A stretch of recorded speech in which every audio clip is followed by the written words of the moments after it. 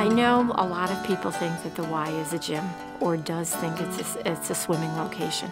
And those are part of the bricks and mortar that are very obvious for you to see with the eye when you walk in. But beyond that first visual layer when you walk into the Y, what you discover as you're there longer and you are talking to the people in the halls, connecting with the members that are using the facilities, is you learn that it is way more than those bricks and mortars or the nice pool or the gleaming floor in the gym. Well, the youth that are in all of our programs are developing because we're getting them to take a look at things from different angles. We're trying to get them to understand what about sportsmanship, how do they deal with conflict, bullying. How do they give back to the people that are with them, who've given to them?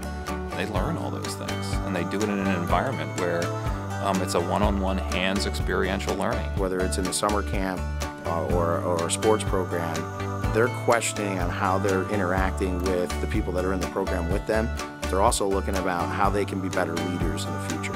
The Y provides young people leadership opportunities ranging from board representation on the advisory board for every Y to youth in government, our Black and Latino Achievers program. Achievers provides a solid framework for students to be able to establish their goals and have very positive experiences with role models along the way to really set themselves up for success in the future.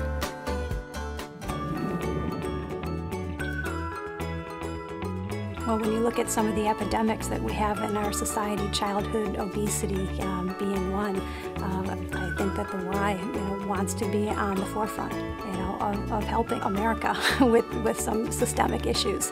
And the Y, probably more than most organizations out there, is well equipped to deal with the issues and help drive more positive lifestyles for people. Healthy living is about education. Part of what we do is, in addition to leading the class and making sure that everyone's safe, is we try to teach them about exercise, why we're cooling down the way we cool down, warming up the way we warm up.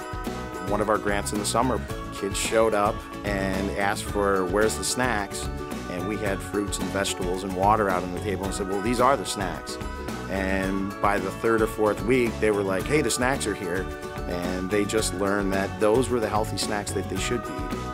When I'm in the pool swimming, I see over in the far left, they have a session where men and women in their 60s, 70s, and 80s are engaging in water aerobics. And then off to my right, I'll see the YMCA swim team, 7- and 8-year-olds all the way up to 15- and 16-year-olds. So the facilities are there and the programs are there for people of all ages. And it's also mentally important because there's a lot of stress in people's lives.